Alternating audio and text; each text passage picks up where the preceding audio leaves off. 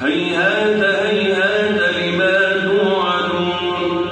إن هي إلا حياتنا الدنيا نموت ونحيا وما نحن بمبعوثين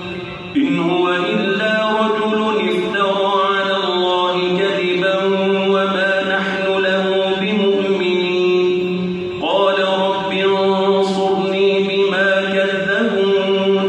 قال عما قليل ليصبحن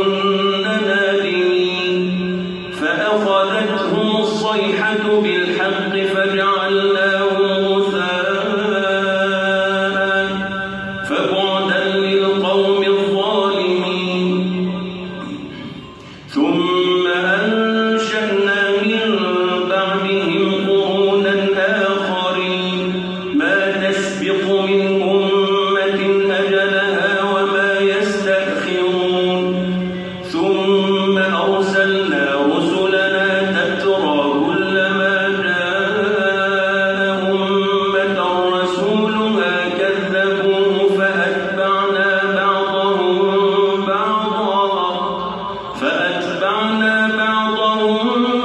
بعضا وجعلناهم أحاديث فبعدا لقوم لا يؤمنون ثم أرسلنا موسى وأخاه هارون بآياتنا وسلطان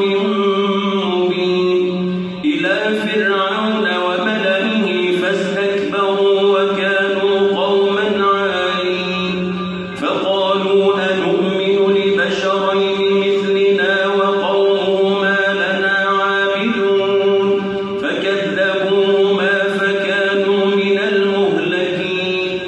ولقد آتينا موسى الكتاب لعلهم يهتدون وجعلنا ابن مريم وأمه آية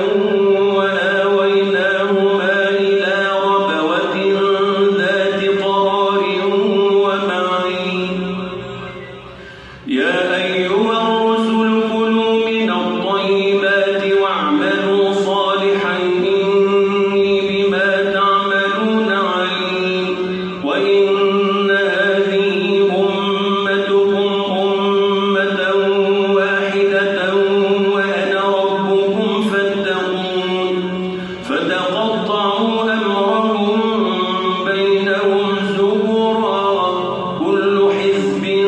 بما لديهم فرحون فذرهم في غمرتهم حتى حين أيحسبون أن ما نمدهم به من مال وبنين